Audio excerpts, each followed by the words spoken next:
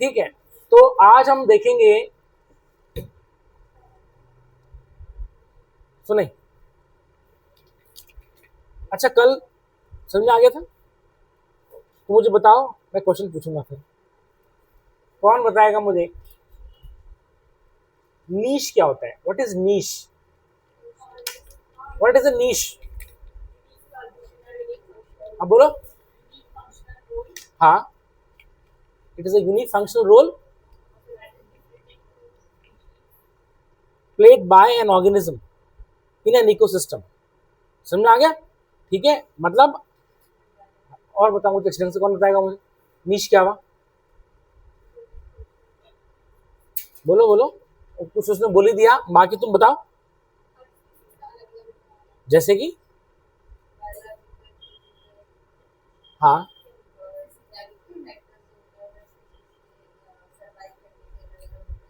हाँ, गर्म हवा है। इसको ना बंद कर दे जरा, गर्म हवा आ रही है इससे, तो थोड़ा सा इसको कम कर दे, थोड़ा कम कर दे इसको, या बंद कर दे, ऐसा कुछ होगा क्या? तो गर्म हवा से आ रही है ये।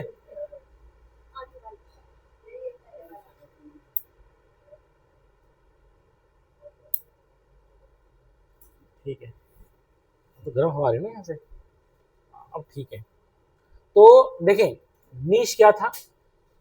कोई ऑर्गेनिज्म अपने सिस्टम में क्या फंक्शनल रोल प्ले कर रहा है, समझ में आ गया?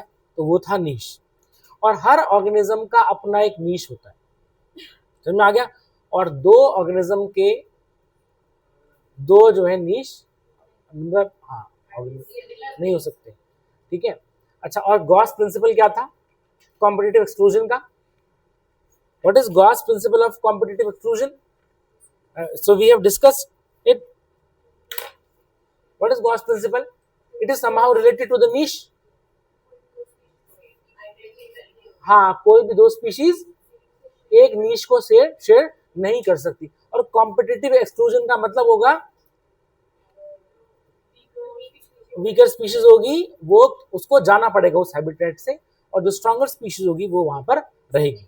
अगर मान लेते हैं कि स्पीशीज बहुत ज्यादा जो है आपकी वीक है, तो ऐसा पॉसिबल हो सकता है कि वो उसी एक एनवायरनमेंट में एक साथ जो है पीसफुल को एग्जिस्ट कर सकती है। ठीक है, so now will discuss next type जो है हमारा, हम देखेंगे टाइप्स ऑफ न्यूट्रिएंट साइकिल्स। ठीक है, तो नया टॉपिक लिखेंगे हम। सो टाइप्स ऑफ न्यूट्रिएंट साइकिल,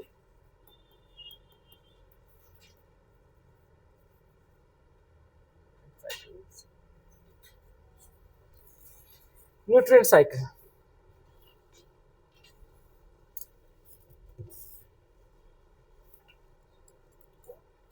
तो देखिए भाई, सबसे पहले तो न्यूट्रिएंट साइकिल का मतलब ये है, अच्छा साइकिल तुम्हें पता है क्या होती है? What is cycle? हाँ, मतलब चक्र। मेरी बात समझ में, ठीक है ना? तो यहां हम देखेंगे जो न्यूट्रिएंट जो है, सुने, न्यूट्रिएंट किस तरह से, न्यूट्रिएंट्स हैं वो किस तरह से आपके फ्लो कर रहे हैं इकोसिस्टम। मेरे बात समझ में गई, ठीक है ना? ये तो लिखेंगे सबसे पहले हम टाइप्स ऑफ न्यूट्रिएंट साइकिल में दो टाइप्स हैं, gaseous, we have the gaseous cycle. ठीक है, गैसियस साइकिल, ठीक है। तो देखें, गैसियस साइकिल वो साइकिल है जिसमें न्यूट्रिएंट गैसेस के फॉर्म में एनवायरनमेंट में सर्कुलेट होते हैं। मेरे पास में गई गैसेस, इज इट क्लियर? ठीक है ना? ये फिर you have the sedimentary cycle,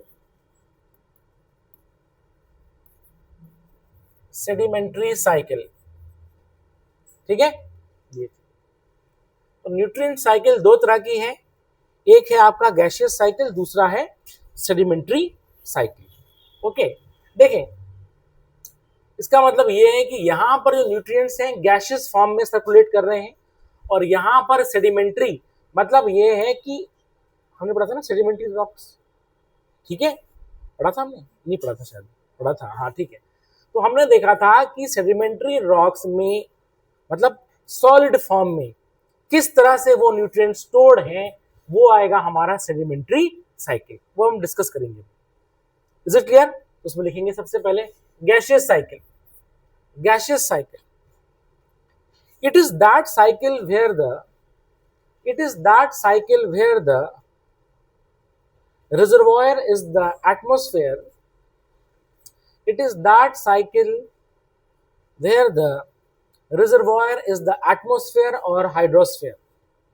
Reservoir is the atmosphere or hydrosphere. Hydrosphere. ठीक है?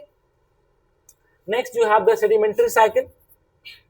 ठीक है, लिखेंगे it is that cycle where the reservoir is the earth's crust. Where the reservoir is the earth's crust. समझ में आ गया?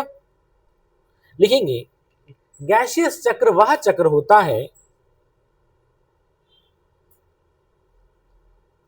गैसियस चक्र वह चक्र होता है, लिखेंगे जहां पर वायुमंडल और जलमंडल लिखेंगे भंडारण का काम करते हैं, भंडारण का काम करते हैं। ठीक है, मतलब भंडार है, वहां से आ रहा है। लिखेंगे सेडिमेंट्री साइकिल, अवसादी चक्र, लिखेंगे यह वह चक्र होता है जिसमें धरती की सतह भंडारण का काम करती है।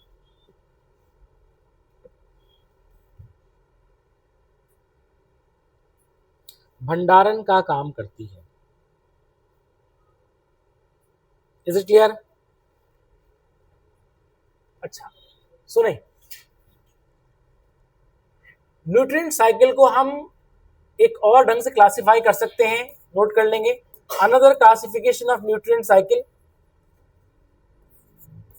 एक होगी परफेक्ट,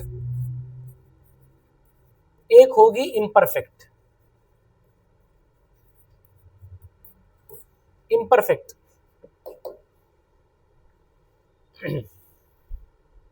परफेक्ट साइकिल और इम्परफेक्ट साइकिल। ठीक है, ये अब देखें, परफेक्ट साइकिल वो साइकिल होगी जिसमें जो हमारे न्यूट्रिएंट्स हैं, देखो वो एनवायरनमेंट में सर्कुलेट कर रहे हैं। मेरे पास में गई तो सुने, जितने छूटे उतने वापस हो गए।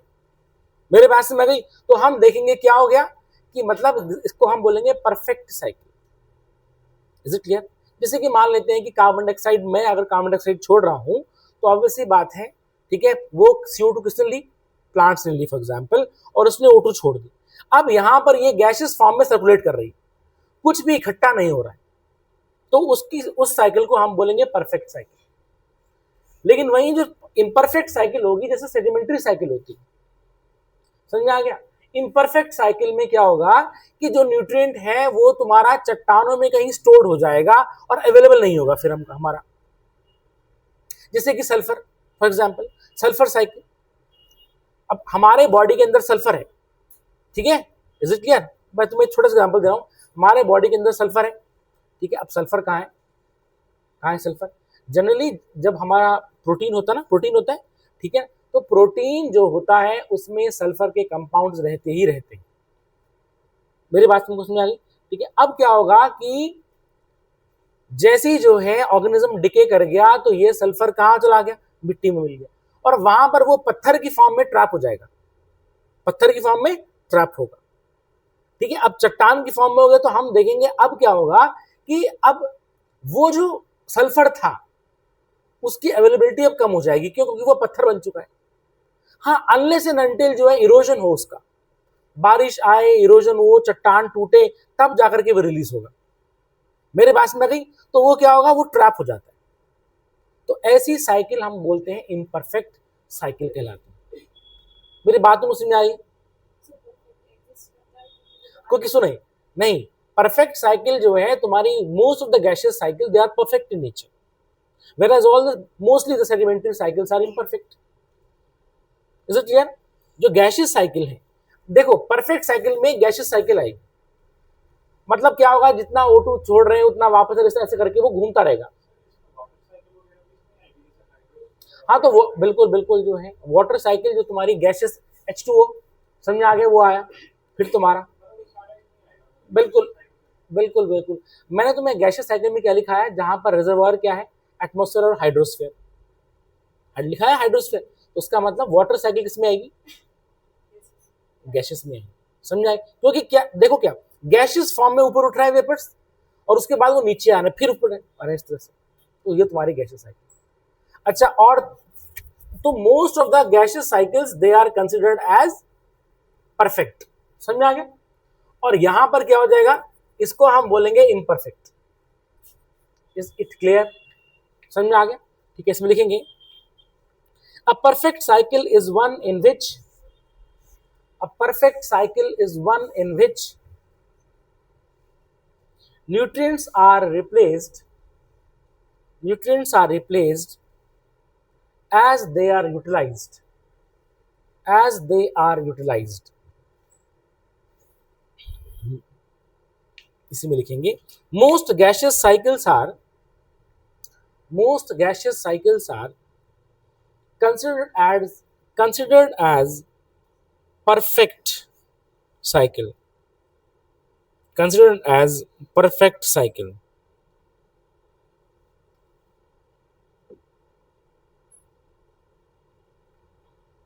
समझ में आ गया, ठीक है। ये चीज है, लिखें परफेक्ट साइकिल वह साइकिल होती है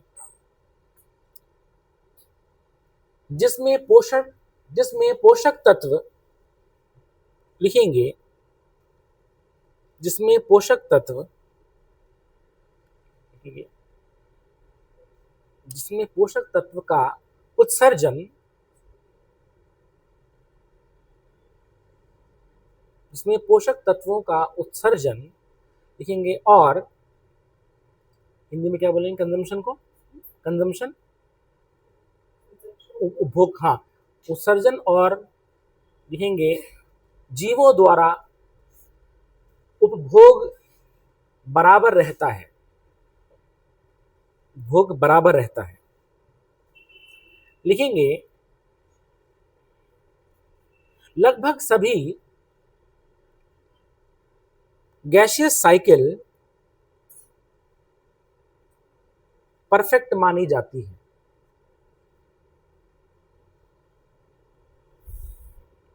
अब लिखेंगे हम imperfect cycle, imperfect cycle,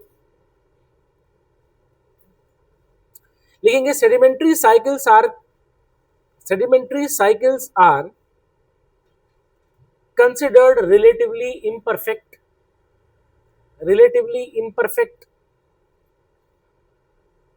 as some nutrients are lost, as some nutrients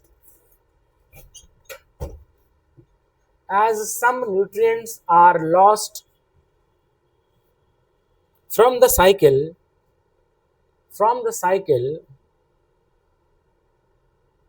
and get logged into sediments, and so became unavailable for immediate cycling,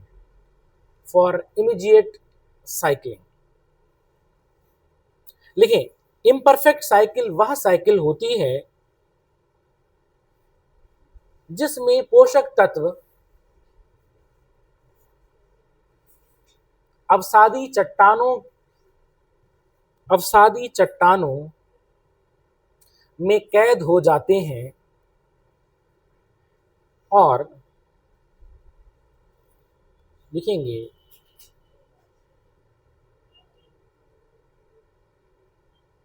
और यह चक्र अधूरा रह जाता है। ठीक है, लिखेंगे अवसादी चक्र इम्परफेक्ट चक्र होता है।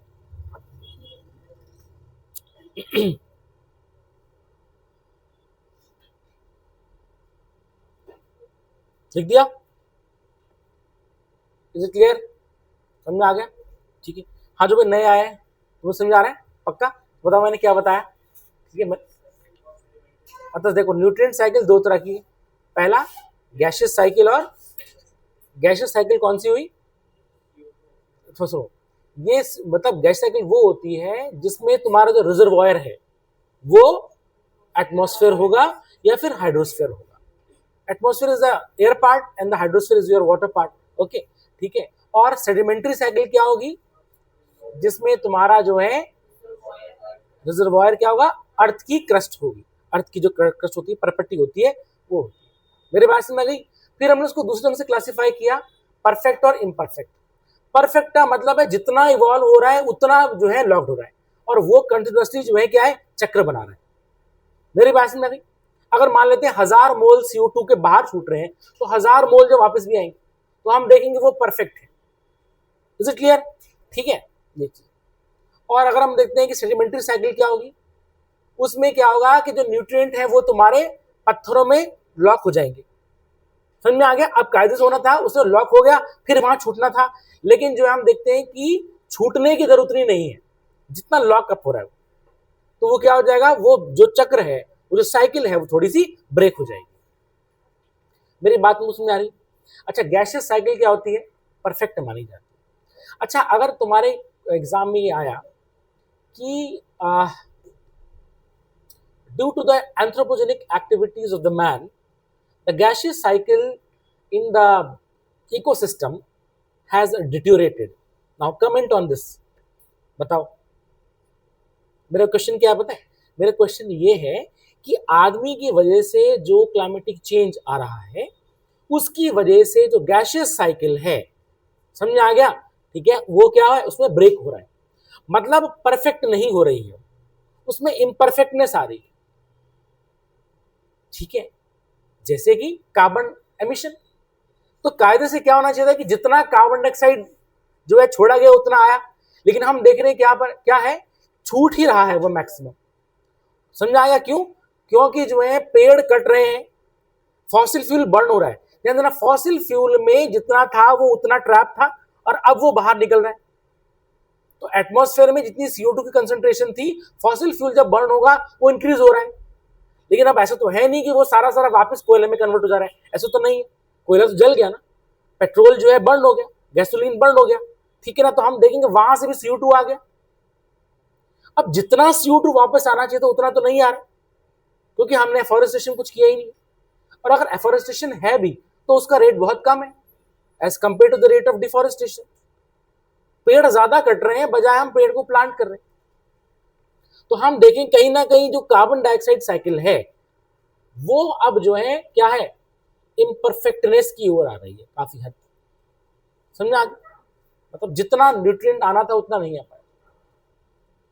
ठीक है, और तभी हम क्या बोल रहे हैं कि हमारे एटमॉस्फेयर में CO2 की कंसेंट्रेशन बढ़ती जा रही है। ठीक है, अगर बराबर होता तो CO2 की कंसेंट्रेशन उतनी की उतनी ही रहती, लेकिन देख ग्लोबल वार्मिंग बढ़ रही है। मेरी बात समझ में आ गई? अब इंडिया में जो है इस साल हीट डोम बन गया है। You know what is heat dome? एक फिनोमेना ऑब्जर्व हुआ है कि हमारा जो इंडिया है उसके अंदर जो है गर्मी बहुत बढ़ रही। ठीक है ना, दुनिया की सबसे जो 20 सिटीज जो है गर्म इंडिया की है। कायदे से होनी चाहिए थी, मिडिल ईस्ट की होनी चाहिए थी, वहां रेगिस्तान है, बट इंडिया के। समझ में आ गया? इतना एमिशन हो रहा है, इतना एमिशन हो रहा है कि वो जो हीट है वो इंडिया में ऐसे लगता है किसी ने बड़ा सा ढक्कन रख दिया, वो अंदर अंदर ट्रैप हो रही है। वो हीट का डिसिपेशन नहीं हो रहा है, बाहर नहीं जा रही है, वो वहीं घूम रही है। और हमने देखा इसमें से क्या हो रहा है? This is known as heat dome. मतलब हीट जो छोटी है वो वहीं की वहीं सर्कुलेट कर रही है इंडिया के अंदर अंदर अंदर, इस तरह से ऐसा कुछ। समझ में आ गया? और जिसकी वजह से हीट वेव कॉमन है। मेरी बात तुमको समझ आ रही है? ठीक है ना? तो ध्यान देना, यहां पर तुम्हारे मेंस में ऐसा क्वेश्चन पूछा जा सकता है। समझ में आ गया? वो तुम्हें जो है UPSC के मेंस में वो तुमसे क्वेश्चन सीधा नहीं पूछेगा, वो पूछेगा कि जो है कार्बन डाइऑक्साइड, ये कार्बन एमिशन जो है, ठीक है ना, वो हम देखेंगे अब परफेक्ट साइकिल का हिस्सा नहीं रहा है। समझ में आ गया? या बोलेंगे वो आप क्या सोचते हैं इस बारे में? ठीक है, तो तुम लिख दो किस आंसर हो। ठीक है ना, कि मतलब जो है एंथ्रोपोजेनिक एक्टिविटीज की वजह से, ठीक है ना, क्या है जो कार्बन जो साइकिल है, ठीक है, वो इम्परफेक्टनेस की ओर जा रही है। ठीक है, तो लिखो, क्वेश्चन लिखो, चलो क्वेश्चन लिखेंगे। ड्यू टू द, लिखेंगे question, due to the anthropogenic activities, due to the anthropogenic activities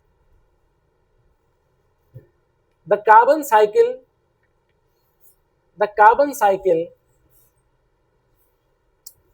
which was considered to be perfect in nature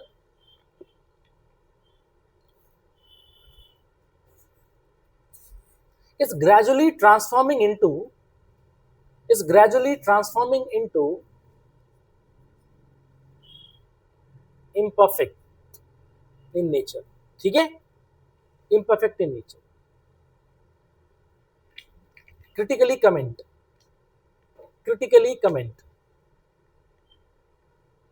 लिखेंगे, मानव निर्मित गतिविधियों के कारण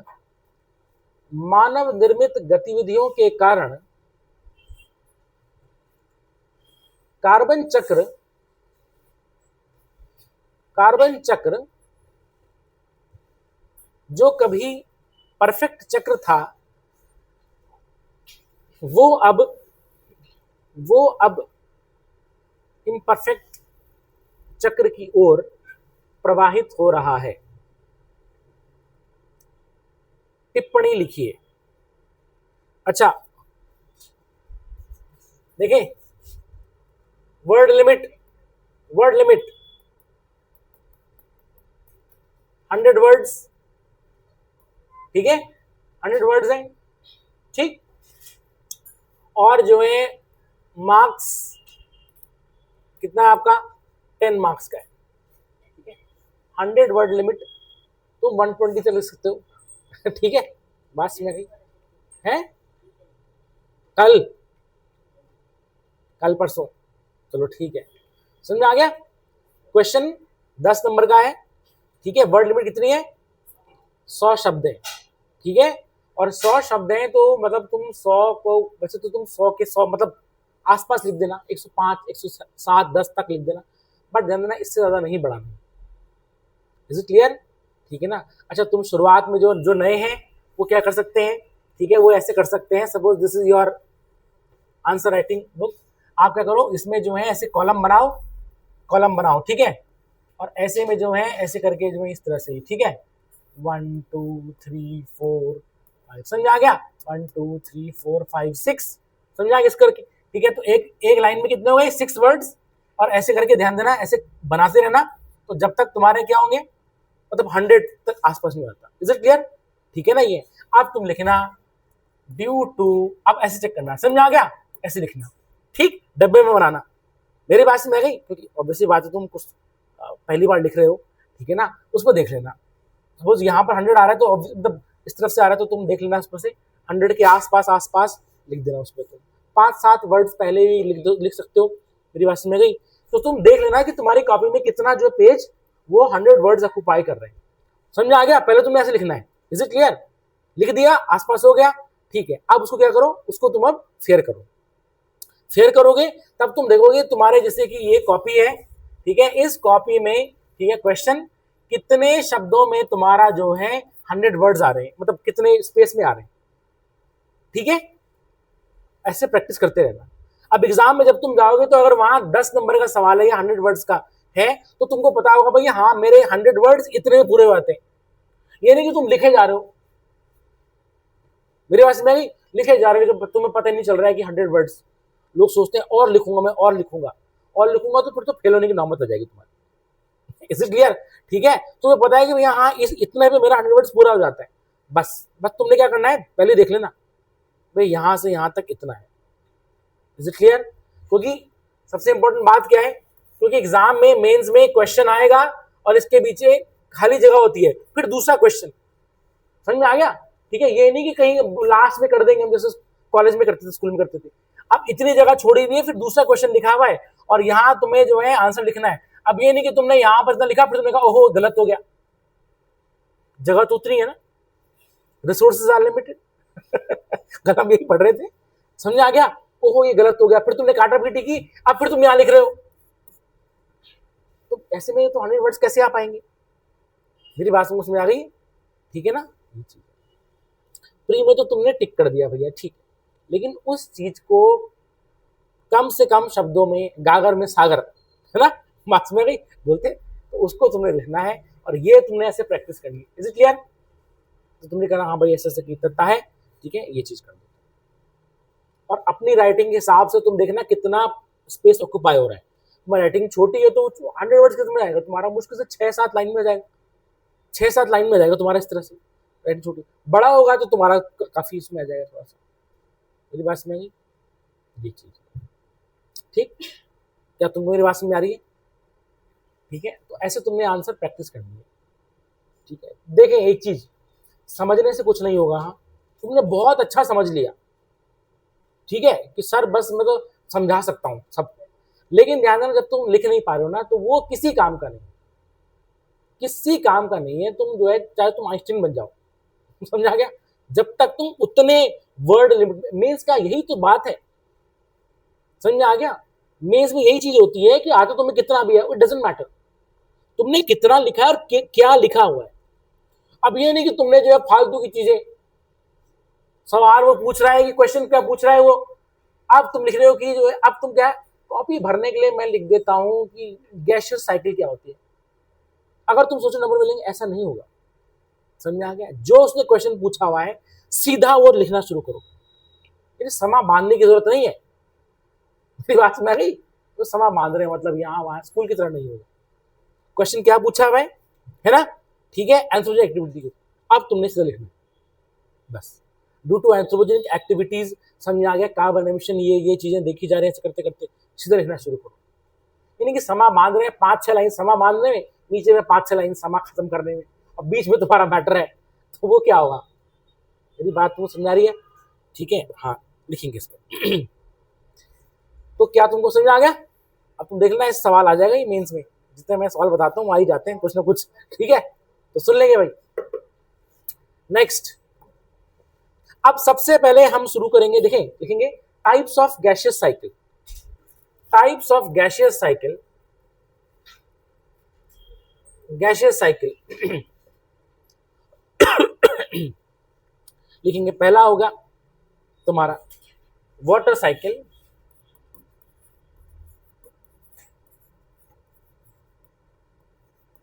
दूसरा होगा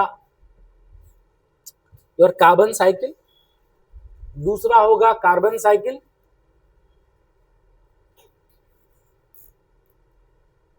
तीसरा होगा तुम्हारा नाइट्रोजन साइकिल। ये चीज मेन, मेरे पास में गई, ठीक है, ये चीज। तो types of gaseous cycle main यही है, ठीक है।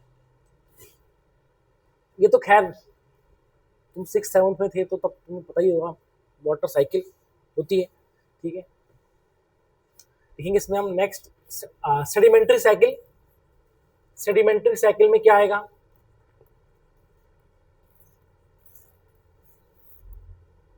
इसमें तुम्हारा मेन आता है, लिखेंगे हम सल्फर साइकिल। समझ में आ गया क्या आएगा? मेनली आता तुम्हारा सल्फर साइकिल, ठीक है। और कौन सी साइकिल है बताओ तुम्हारी? और कुछ होती है? कैल्शियम साइकिल, तुम जा रही, देखिए कैल्शियम साइकिल, कैल्शियम साइकिल ठीक है। और क्या बोलोगे तुम? फास्फोरस साइकिल, बिल्कुल, कैल्शियम हो गया, फास्फोरस हो गया, ठीक है, ये चीज है, ठीक। मैग्नीशियम हो गया, कुछ भी जैसे तुम्हारी श्रद्धा हो वैसे। मेरी बात को समझ आ गई? ठीक है, ये चीज है। Is it clear? ठीक है, कैल्शियम मैग्नीशियम इंपॉर्टेंट क्या है इसमें? सेडिमेंट्री साइकिल में सल्फर साइकिल थोड़ा ज्यादा इंपॉर्टेंट है, समझ आ गया? ठीक है ना, ये कैल्शियम साइकिल भी इंपॉर्टेंट है, ठीक है ना, वो भी आ जाती है तुम्हारी। तो अब हम सबसे पहले शुरू करेंगे, हम बड़ा इंपॉर्टेंट जिससे जहां से आता है, that is nitrogen cycle. Okay, ठीक है ना। सबसे पहले हम टफ से शुरू करते हैं, लिखेंगे नाइट्रोजन साइकिल, क्योंकि वाटर साइकिल तुम्हें पता ही, तुम लोग वैसे विद्वान लोग हो, ठीक है। तो हम शुरू करते हैं नाइट्रोजन साइकिल। ठीक है, अब यहां देखें, अगर हम देखें जो नाइट्रोजन है वो हमारे एटमॉस्फेयर में सबसे ज्यादा in terms of the volume वो गैस है। मेरी बात समझ आ गई? नाइट्रोजन है, ठीक है। अब क्या होता है, लेकिन ये जो नाइट्रोजन है ये काफी इनर्ट बिहेव करती है। इनर्ट का मतलब है एज सच इजिली रिएक्ट करती नहीं है किसी सब्सटेंस से।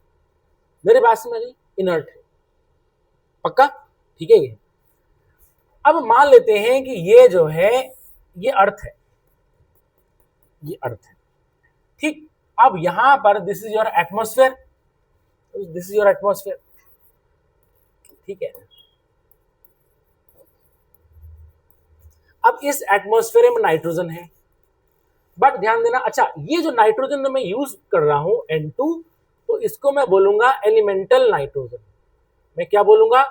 Elemental nitrogen. तुम समझ जाना, एलिमेंटल नाइट्रोजन मतलब N2, एलिमेंट की फॉर्म में ना, एलिमेंट की फॉर्म में है ना कि N2, ठीक है। भाई तुम्हें पता होगा ना, एलिमेंट मोनोएटॉमिक भी होता है, डायटॉमिक भी होता है, ट्राइएटॉमिक भी होता है कि नहीं होता है? होता है। जरा ट्राइएटॉमिक एलिमेंट का एग्जांपल दो मुझे जरा, है? ट्राइएटॉमिक एलिमेंट का एग्जांपल क्या है? एल्यूमिनियम ट्राइएटॉमिक है।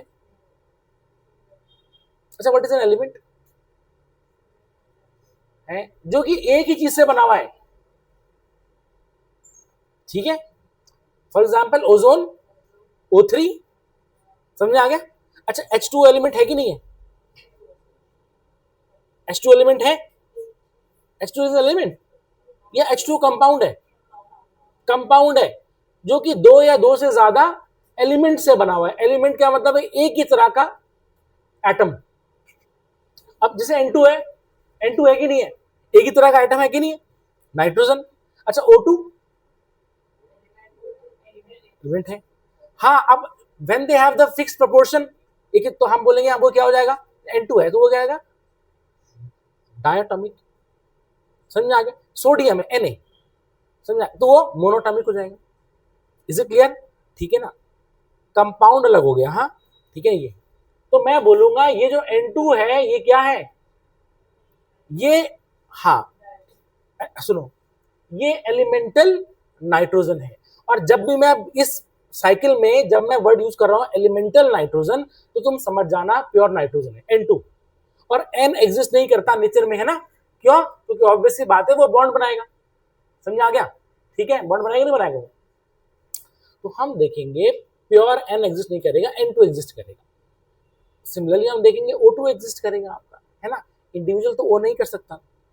मेरी बात समझ गई? ठीक है। ये अच्छा, अब इस समय जो एटमॉस्फेयर में नाइट्रोजन है वो एलिमेंटल फॉर्म में है, बट ध्यान देना, अच्छा अब सवाल ये है कि हम इसको न्यूट्रिएंट साइकिल में क्यों पढ़ रहे हैं, मतलब पोषक। समझ में आ गया? मतलब हमारी बॉडी में, एनिमल की बॉडी में कहा, क्यों? देखें, बेसिकली ये जो नाइट्रोजन है ये तुम्हारा या किसी भी ऑर्गेनिज्म का प्रोटीन बनाता है। क्या बनाता है? प्रोटीन। एक बार उत्तराखंड पीसीएस में सवाल पूछा हुआ था प्री में कि प्रोटीन का मेन एलिमेंट कौन सा है, मतलब जो मेन एलिमेंट है जिससे प्रोटीन है वो क्या है? नाइट्रोजन। मेरी बात मुझे समझ आ गई? क्वेश्चन पूछा हुआ था तुम्हारा प्री के, बताऊंगा, ठीक है। तो इसका मतलब ये प्रोटीन बेसिकली क्या है? It's a compound of nitrogen, it's a compound of nitrogen. अब सुने, तो किसी भी ऑर्गेनिज्म की, वेदर एक वो प्लांट है, एनिमल है, सुने, उसको प्रोटीन की रिक्वायरमेंट होगी। अच्छा, प्रोटीन का फंक्शन क्या होगा? है मसल ग्रोथ। सुनो, ग्रोथ, रिपेयर, रिप्रोडक्शन, इन सब के लिए प्रोटीन रिस्पॉन्सिबल है। हमारे हार्मोन्स काफी हद तक प्रोटीन्स के हैं। मेरी बात से मैं गई? ठीक है ना? और शरीर के जितने भी एंजाइम्स हैं दे आर ऑल प्रोटीन्स। मेरी बात से मैं गई? ठीक है। ये है मसल में प्रोटीन, बालों में प्रोटीन, समझा? हमारा प्रोटीन बेसिकली क्या है? It's a body building food. Body building food का मतलब ये नहीं है कि बिल्कुल डोले बना रहे हैं अपने, सिक्स पैक एब नहीं। इसका मतलब है वो हमारा बॉडी बनाता है, हमारे सेल का बेसिक स्ट्रक्चर, मतलब सेल बना रहा है। मेरी बात समझ गई? और प्रोटीन कौन बनाएगा? अगर तुमसे पूछेगा हमारे बॉडी में प्रोटीन बनाता कौन है,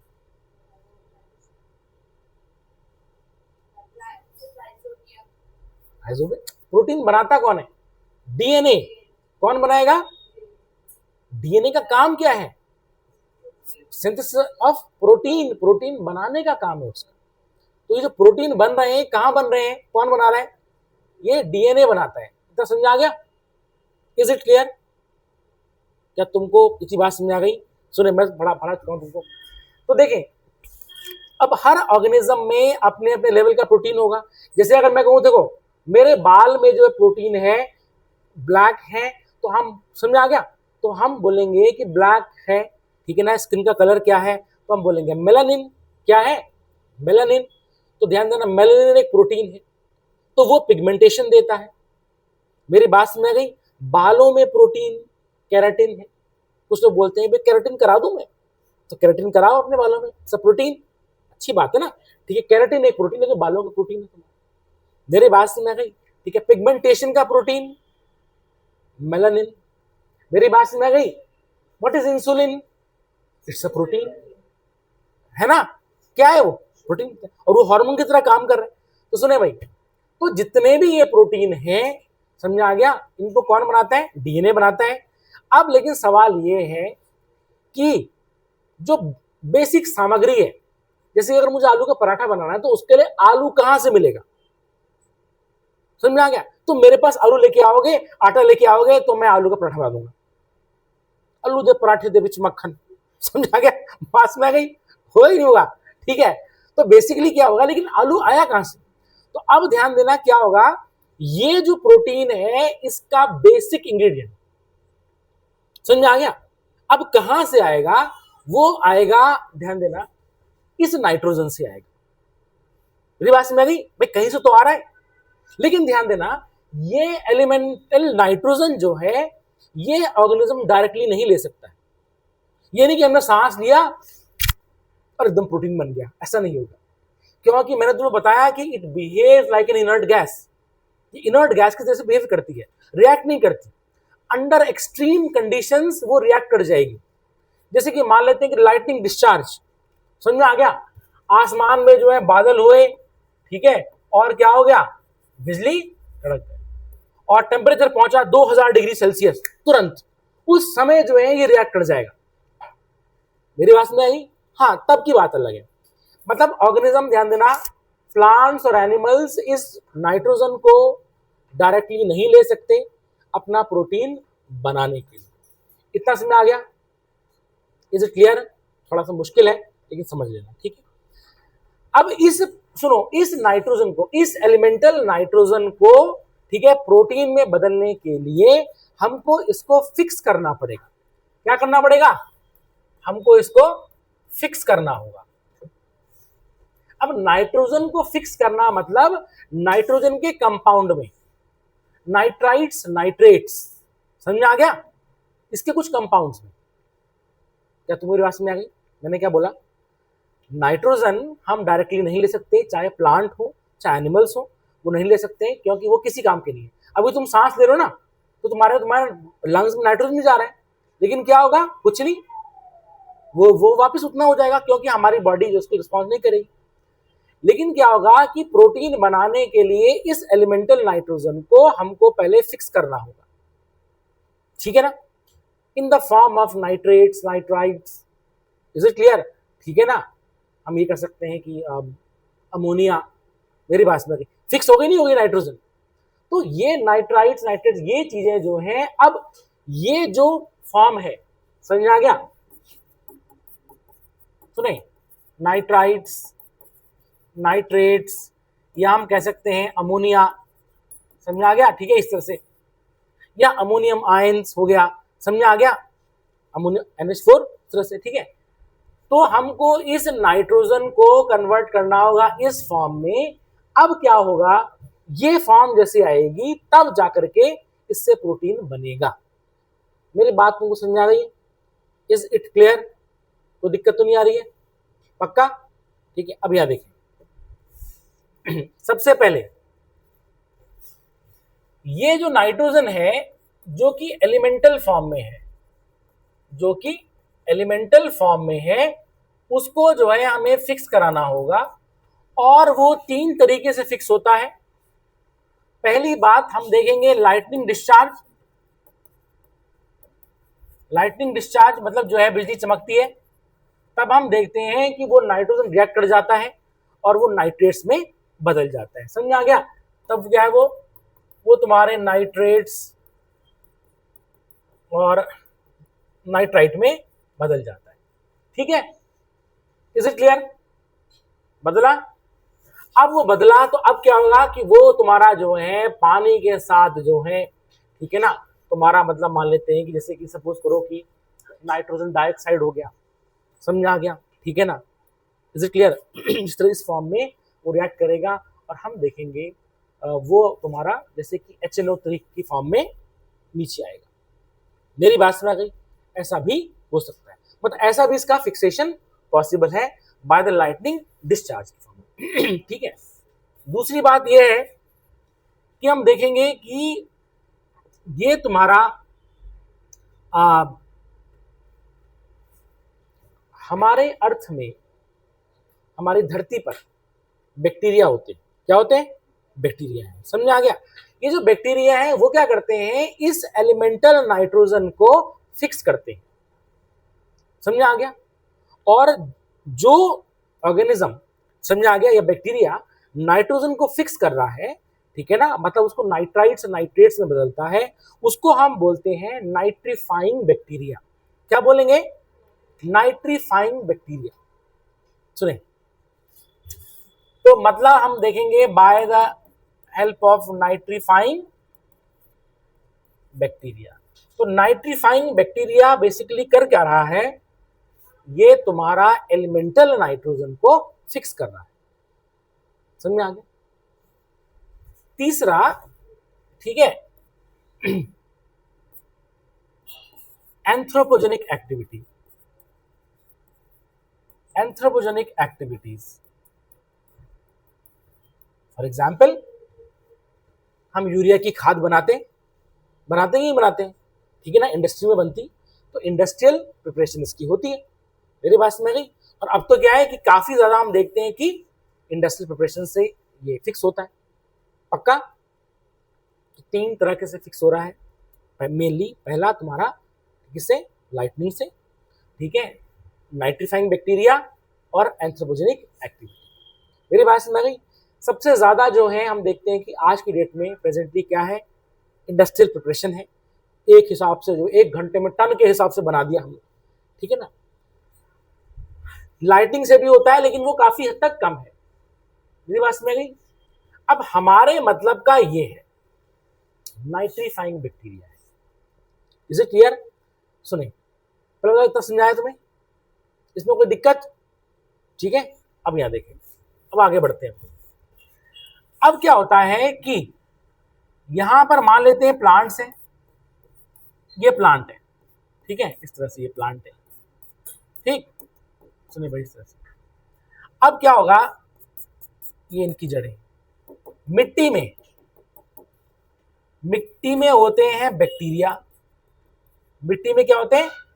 बैक्टीरिया होते हैं, ठीक है। अब क्या होता है कि ये बैक्टीरिया क्या करते हैं, ठीक है, इस एलिमेंटल नाइट्रोजन को फिक्स करते हैं।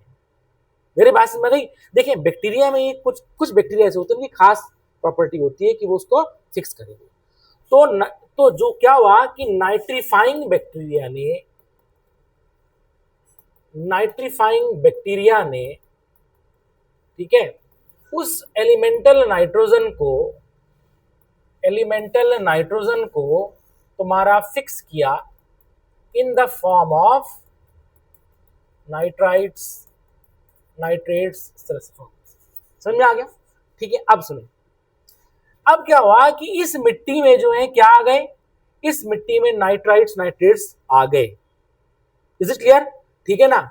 अब क्या होगा कि क्योंकि जो है ये सॉइल है, ठीक है, इसमें पानी भी है, तो ये जो है पानी में घुल करके अब प्लांट लेगा समझ आ गया, और तब ये प्लांट में पहुंचेंगे। मेरी बात तुमको समझ आ रही है? तो यहां पर ये क्या हुआ, नाइट्रीफाइंग बैक्टीरिया ने जो है एलिमेंटल नाइट्रोजन ली और उसने कन्वर्ट कर दिया। अब ये इसने क्या कर दिया, मिट्टी में छोड़ दिया।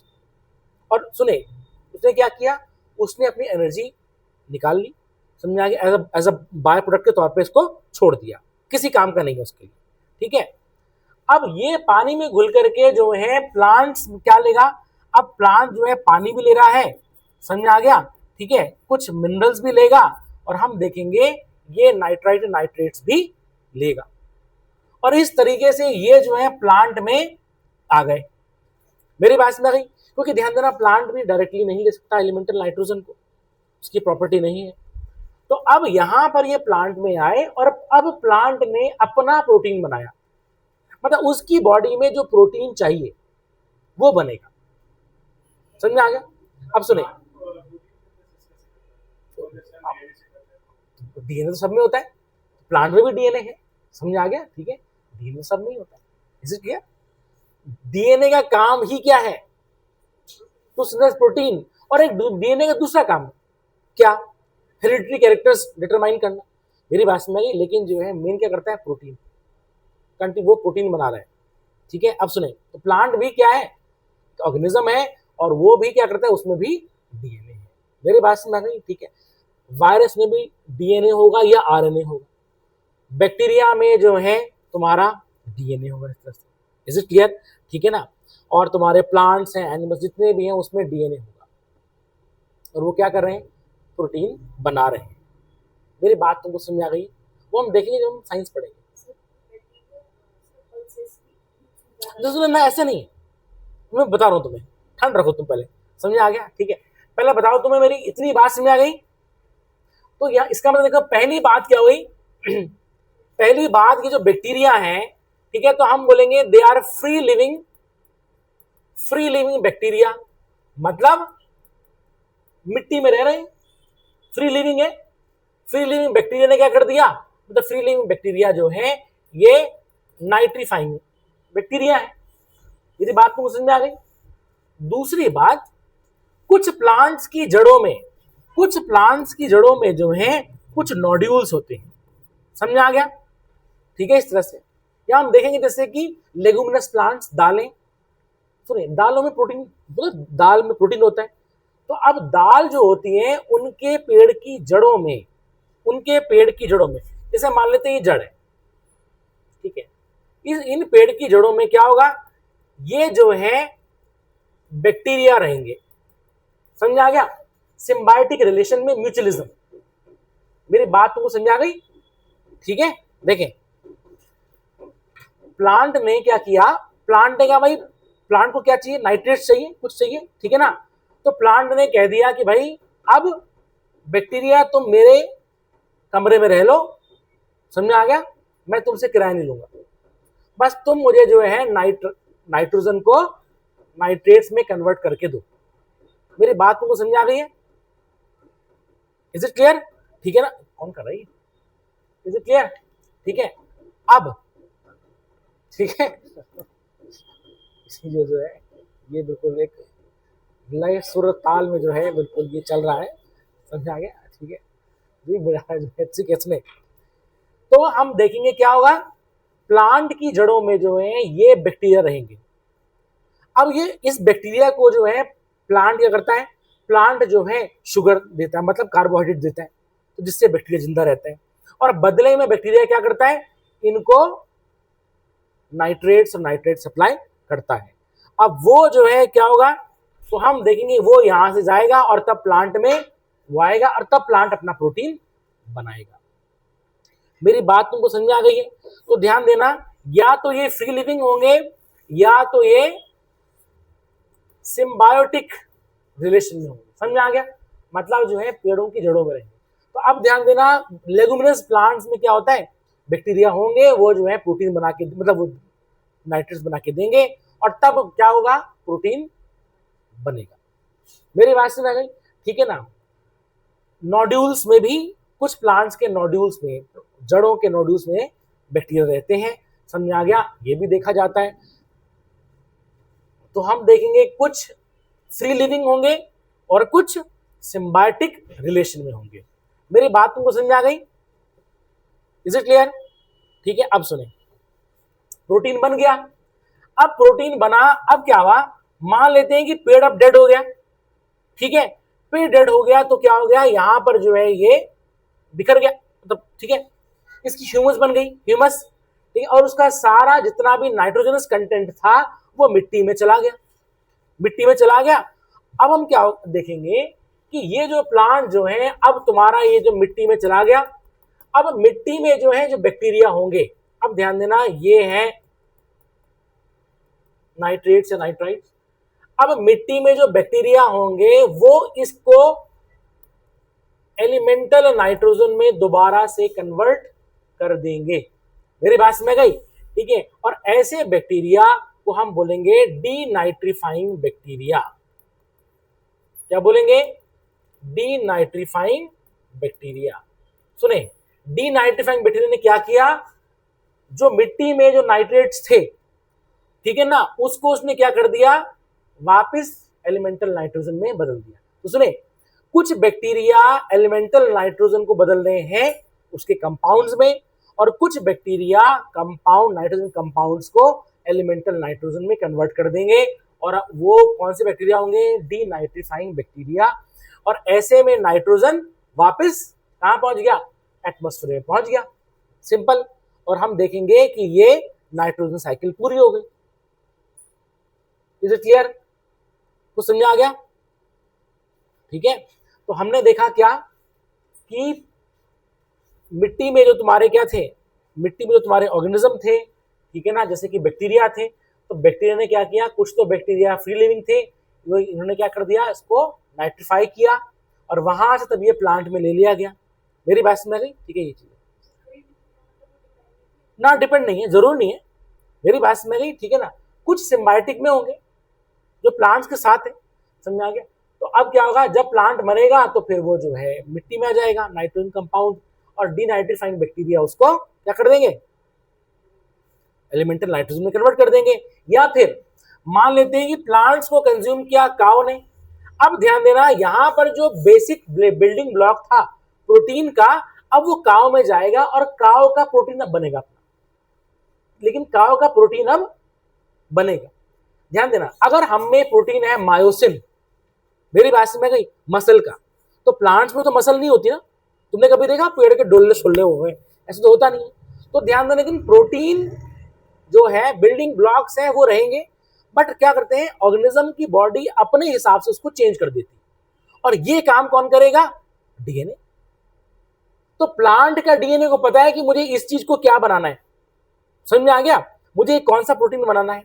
हमारे अंदर जो बिल्डिंग ब्लॉक्स आएंगे तुम्हारे जो है, ठीक है ना, किसके, अमीनो एसिड्स के, ठीक है, उसको हमारी बॉडी अपने हिसाब से बनाएगी। सिंपल, समझ में आ गया? ये काम कौन कर रहा है? डीएनए कर रहा है। तो सुने, प्लांट में अगर प्रोटीन है, समझ जाए, मतलब जो नाइट्रेट्स है, नाइट्राइट्स है, वो क्या कर रहे हैं, वो तुम्हारे कन्वर्ट हो रहे हैं प्रोटीन में उस प्लांट की बॉडी के अकॉर्डिंग। हमारी बॉडी के अकॉर्डिंग जब हमने इसको कंज्यूम, सुने, काव ने इसको कंज्यूम किया, तो काव की बॉडी में ये चीज जो है ट्रांसफर हुई। पर ध्यान देना, प्रोटीन कहां से आ रहा है, अल्टीमेटली यहीं से तो आ रहा है, यहां से यहां हुआ, काव की बॉडी ने अपना प्रोटीन बनाया और उसमें मसल्स और ये वो, समझ आ गया, जितना भी कुछ है। अब समझ आ गया? अब इसको कंज्यूम किया, मान लेते हैं टाइगर ने। अब क्या होगा कि इसका प्रोटीन यहां ट्रांसफर हुआ। अब क्या होगा कि प्रोटीन जो है यहां ट्रांसफर हुआ, और टाइगर की बॉडी या टाइगर का डीएनए उसको अपना प्रोटीन के रूप में कन्वर्ट करेगा। मेरी बात को समझ में आ गई? हर ऑर्गेनिज्म का अपनी अपनी प्रोटीन रिक्वायरमेंट है। मेरी बात को समझ में आ गई? अगर हमारे पास मसल्स हैं तो मायोसिन चाहिए, लेकिन प्लांट में नहीं है तो उसको नहीं चाहिए, तो उसका डीएनए कभी भी मायोसिन नहीं बनाएगा। मेरी बात समझ आ गई? अगर जो है हमारे ब्लैक बाल है, समझ आ गया, या पिगमेंटेशन है, तो हम देखेंगे यहाँ पर क्या हो रहा है, मेलानिन बन रहा है, नहीं बन रहा है, ठीक है ना। बट क्या ये मेलानिन तुम्हारा वहां बनेगा? कहां पर? प्लांट में बनेगा? नहीं बनेगा ना, वो अलग चीज हो गई, क्योंकि मेलानिन जो एक एनिमल प्रोटीन है। मेरी बात समझ आ गई? और ये हमारा स्किन बनाएगा। Is it clear? ये चीज होती है। हाँ हाँ हाँ, यूज हुआ, वो फिर उसका फिर मेटाबॉलिज्म होता है। क्यों? हाँ देखो हमारी बॉडी ने यूज किया उसको, मतलब हमारी बॉडी फंक्शन करेगी। मेरी बात समझ में नहीं। देखो क्या हुआ इसमें, तो ऐसे देखो, हमने गाड़ी में तेल डाला, समझ आ गया, ठीक है, हमने जो है पेट्रोल डाला, ठीक है। अब क्या हुआ कि वो जो है वो पेट्रोल कंज्यूम हुआ, हमारी गाड़ी चली। मेरी बात में, अब लेकिन ध्यान देना, उस पेट्रोल जिस चीज से बना होगा, मेरी बात में गई, ठीक है, वो सब का सब एटमॉस्फेयर में चला जाएगा, कंज्यूम हुआ, लेकिन गाड़ी भी तो चली ना। तुम्हें मेरी बात समझ आ रही है? कंज्यूम ये नहीं कंज्यूम करके खत्म हो गया, नहीं, कुछ समय के लिए वो इंजन चला, हमारी गाड़ी चली, लेकिन ध्यान रखना वो खत्म हो गया, गाड़ी बंद हो गई। लेकिन सवाल है कि वो पेट्रोल गया कहां आखिर? भाई एग्जॉस्ट हो रहा है, धुएं के रूप में आ रहा है। मेरी बात समझ गई? तो जितना था उतना जो है वो बाहर आ गया, बट हाँ अलग फॉर्म हो गई, जैसे कि लिक्विड फॉर्म में, वो जो है गैसियस फॉर्म में आ गया। बट ध्यान देना वो चीज पूरी एग्जैक्टली वैसी की वैसी रहेगी। एनर्जी लॉस हुआ ना? हाँ, अब ये तो तुम जो है फिर लॉज ऑफ थर्मोडायनेमिक्स पे है ना, लेकिन वो भी फिजिक्स के लॉज फॉलो कर वहां पर भी हो रहे हैं। मेरी बात समझ गई? तो पूरा जो है नेचर में हम देखेंगे कि एनर्जी को क्रिएशन ना तो क्रिएट किया जा रहा है, ना ही इसको डिस्ट्रॉय किया जा रहा है, बट ट्रांसफॉर्म हो रहा है, सिंपल। अब देखो ना, सुनो यार, देखो जैसे हमने प्रोटीन कंज्यूम किया, अच्छा अब हमारे जो है प्रोटीन कंज्यूम किया और हमारी मसल बनी, स्टोर्ड हो गई। मेरी बात समझ गई? ठीक है, नहीं है। अब क्या होता है कि इसका मेटाबॉलिज्म होता है। क्या होता है? इसका मेटाबॉलिज्म होगा, समझ आ गया? अब ये जो प्रोटीन है, ये हम देखेंगे, ये जो है मेटाबोलाइज होकर के, ठीक है ना, अब इसको हम हमारी बॉडी बाहर फेंकेगी। इसको कैसे? उसके जो टॉक्सिक सब्सटेंस बना है, जो पार्ट प्रोटीन का हमने कंज्यूम कर लिया, ठीक है ना, और उसके बाद उसका फॉर्म बदल गया, वो टॉक्सिक बन गया, उसको हमारी बॉडी यूरिया के रूप में फ्लो करवा देगी या यूरिक एसिड के रूप में फ्लो करवा देगी, बाहर जा रहा है। और हम देख रहे हैं, तुमको पता होगा ना, हम बोलते हैं हमें हर दिन 50 ग्राम प्रोटीन की रिक्वायरमेंट है। क्यों है? क्योंकि आ रहा है वो जा रहा है, आ रहा है जा रहा है, और जो बन गया वो बन गया। लेकिन ध्यान देना, ये डिस्ट्रॉय भी तो होगा, डिस्ट्रॉय नहीं हो रहा है। तुम वर्कआउट करो, हम क्यों बोलते हैं कि प्रोटीन खाना चाहिए? वर्कआउट कर रहे हैं, क्यों? वर्कआउट करेंगे तो वेयर एंड टेयर होगा, मसल टूटेगी तो फिर प्रोटीन की रिक्वायरमेंट होगी। मेरी बात समझ? तो फिर हमें प्रोटीन खाना पड़ेगा, उससे फिर क्या बन गई? मसल्स बन गई। बट हम ध्यान देना, मैं ऐसे चल रहा हूं इस तरह से, हमारी बॉडी में वेयर एंड टेयर चल रहा है, हर दिन जो है ध्यान देना प्रोटीन की रिक्वायरमेंट है हमको, हर दिन। और तुम्हें एक चीज बताऊं मैं, क्योंकि इंडिया में वेज और नॉन वेज का कंसेप्ट है, 80% of the population of India they are protein deficient. उनको प्रोटीन मिलता ही नहीं है। क्यों? दाल से खा रहे हो, लेकिन दाल में ध्यान देना वो क्या है? दाल तो वो प्रोटीन तो है ही नहीं ना, कंप्लीट प्रोटीन, क्योंकि प्लांट ने वो अपना प्रोटीन बनाया है। लेकिन ध्यान देना, प्लांट का प्रोटीन बहुत अलग है, हमारा तो बहुत अलग है ना, हम कोई प्लांट थोड़ी ना। मेरी बात तुमको समझ आ गई है? तो ये चीज होती है। क्या तुमको मेरी बात समझ आ गई? तो यही प्रोटीन और यही जो नाइट्रोजन, ध्यान देना क्या हो रहा है, यही नाइट्रोजन सर्कुलेट हो रहा है। Is it clear? Elemental nitrogen तुम्हारा नाइट्रीफाइंग बैक्टीरिया से, समझ आ गया, कंपाउंड बना, और डीनाइट्रीफाइंग बैक्टीरिया उसको वापस छोड़ दे। इसमें सुने, प्रोटीन अगर एनिमल्स में आ रहा है तो प्लांट से आ रहा है मेनली, समझ आ गया?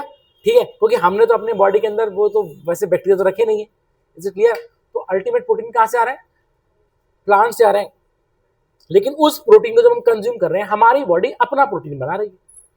ये चीज है।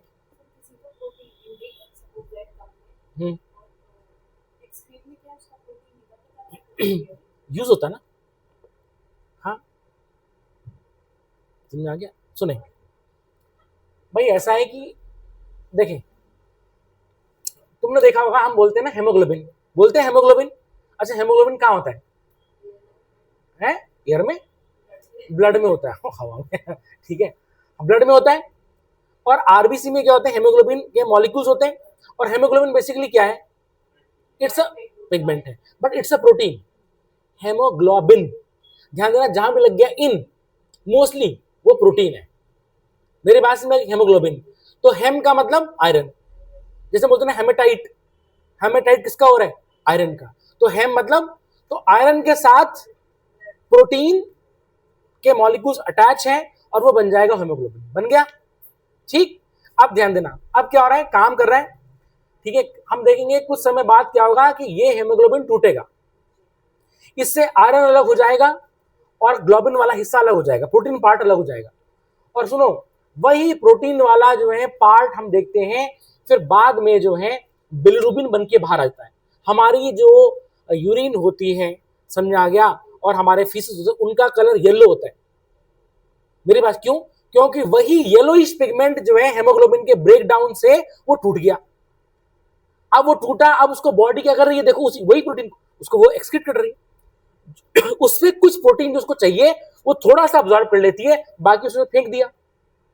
और हम देखेंगे बिलिरुबिन बिलिवर्डिन की फॉर्म में वो बाहर आ गया, और हमारी बॉडी ने उसे कर दिया, उसको बाहर फेंका। और उसको कैसे कर दिया, उसको लिवर के फॉर्म में, उसको लिवर में स्टोर करा करके और लिवर ने बाहर फेंक दिया। हमारे ब्लड जब जो है समझ आ गया, उसमें हमारा फूड जो जा रहा है उसके साथ वो समझ आ गया, बाइल जूसेस वो सब मिक्स होकर के उसमें वो वेस्ट प्रोडक्ट भी है कि जब ये फूड बाहर जाएगा तो फिर ये भी बाहर चला जाएगा, एक्सक्रीशन। तो अलग अलग समझ आ गया, इज इट क्लियर, ठीक है। बिलिरुबिन बिलिवर्डिन समझ आ गया, तो वो सब वो सुने क्यों आ रहा है, प्रोटीन का जब ब्रेक डाउन हो रहा है हमारे शरीर में, कौन सा, हेमोग्लोबिन का, तो वो डिस्कार्ड हो जाता है। अब वो डिस्कार्ड हो गया, अब हमें क्या है, हमें फ्रेश क्या चाहिए होगा, प्रोटीन चाहिए होगा हेमोग्लोबिन बनाने के लिए। क्या लिवर से तो होता है वो, ये काम कौन कर रहा है, सवाल ये है, तोड़ कौन रहा है उसको, समझ में आ गया, लिवर ही तो तोड़ रहा है, लिवर तो बहुत इंपॉर्टेंट है, सिंपल मेरी बात समझ आ गई, ठीक है। ये चीज क्या तुमको बात समझ आ गई मेरी, मतलब है तो नाइट्रोजन साइकिल, लेकिन ये इसमें थोड़ा सा बायोलॉजी लगती है अच्छी खासी, तो तुम्हें समझ आ गया। नाइट्रीफाइंग एंड डीनाइट्रीफाइंग बैक्टीरिया क्या होते हैं, ठीक है ना, और किस तरह से एटमॉस्फेयर में नाइट्रोजन घूम रही है। कुछ समय के लिए ये ऑर्गेनिज्म की बॉडी में प्रोटीन की फॉर्म में स्टोर रहेगी, उसके बाद हट जाएगी। अब यूरिक एसिड, हमारे यूरिन में यूरिक एसिड होता है, ठीक है, हमारे सॉलिड फीसेस में यूरिया होता है, इस तरह से होता है। तो ऑब्वियस सी बात है वो क्या है, नाइट्रोजनस कंपाउंड ही तो है।